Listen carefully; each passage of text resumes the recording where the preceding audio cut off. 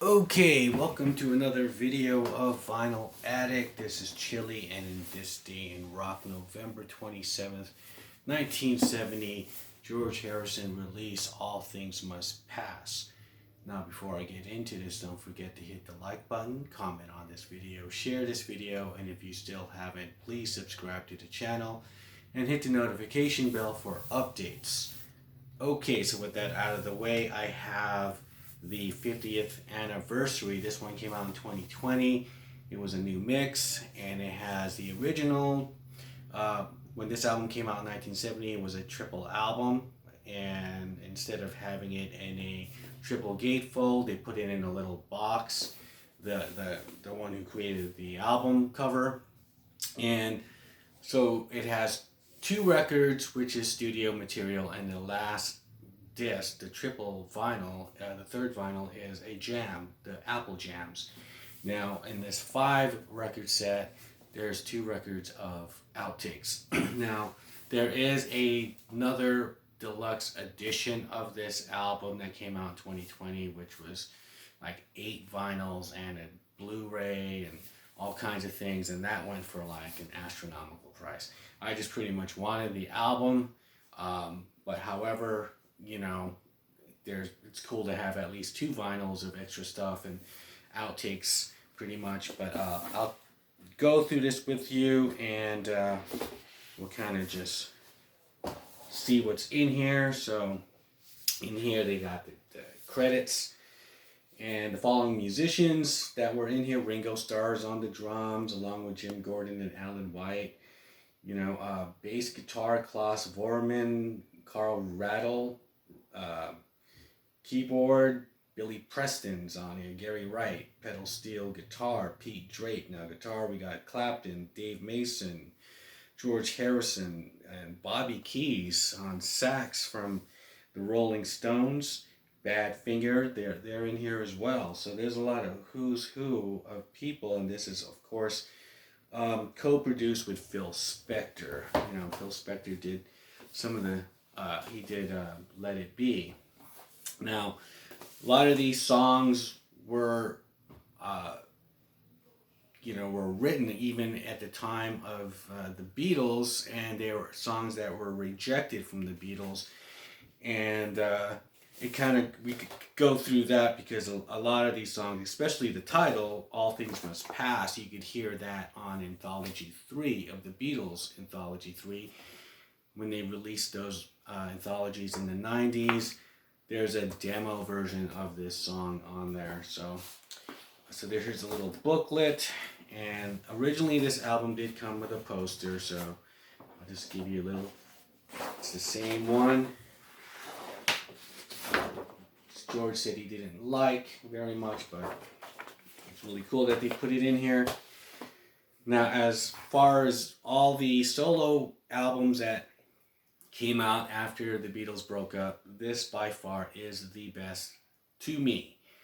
This is my favorite Beatle, and this album is probably the best in all of the other Shaved Fish, Imagine albums, Pipes of Peace, Double Fantasies, The Wings. I just thought this was a masterpiece. Okay, so there's some little booklets here. There's a little saying of what George said here. Even before I started, I knew I was going to make a good album because I had so many songs and I had so much energy. For me to do my own album after all that, it was joyous. Dream of dreams. From the man himself.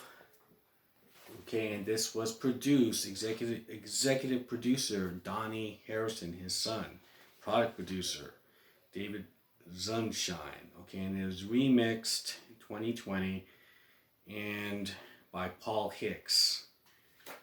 Okay, and so there's some little liner notes here about the mix and everything, about them finding different guitars and putting it all together. Now let's go through the records itself.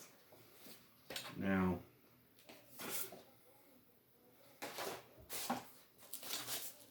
here is the first. They're Red Apples.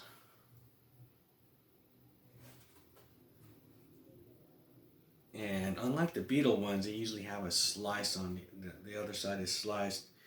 But I have you anytime, my sweet Lord, la wah wah, isn't it a pity? Isn't it a pity? Version 1. Now that was a song that was presented to the Beatles in 1966 for the Revolver album. My favorite Beatle album. Would have made a better album if they would have kept it. What is Life if not for you? Behind that locked door. Let It Down, Run of the Mill if not for you is written by Bob Dylan. And George was hanging out with Bob and the band in 1969 up in Woodstock. He was really inspired by the music from Big Pink album by the band. So side 3 and 4 here, still the same. Yeah, it's just red apples. And we got Beware of Darkness, Apple Scruffs, Ballad of Sir Frankie Crisp, Let It Roll, Waiting on You All Things Must Pass, Waiting on You All. That was another song for the Let It Be period, and they shot it down. Dig Love, Art of Dying, Isn't It a Pity, version 2, and Hear Me Lord. And that is just the studio stuff. And then they would have the jam. And it's really cool because you hear the 2 vinyls that are just studio material, and then this third album, side 5 and side 6 of just a bunch of people jamming, but it sounds like they're really having fun. Out of the Blue, it's Johnny's Birthday, Plug Me In, and it's a Black Apple kind of thing here. And I Remember Jeep, and Thanks for the Pepperoni is a really good one. And the last 2, okay, so the last 2, they're outtakes, and what they look like is it's like black cherry, it's like a Dr. Pepper color. And so they did mainly different takes on different songs, but then they have Down to the River, Rocking Chair Jam, take 1, so that's something different. Okay, and they have Woman Don't You Cry for Me, Get Back, take 1, Almost, 12 Bar Honky Tonk.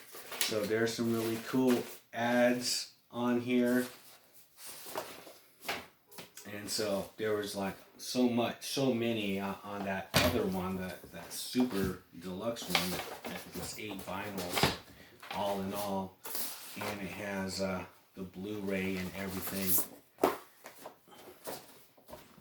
this one is a really good addition with, the album and, 2 vinyls of the outtakes. So, This Day in Rock, November 27th, 1970, All Things Must Pass. Leave me a comment on this. What are your thoughts on this album? Is it the best solo Beatle album, or do you find some of John Lennon's stuff better, or Paul McCartney's or Ringo's stuff better? I think this is the one on the top. So with that, I'll shut up and I'll see you guys on the next video.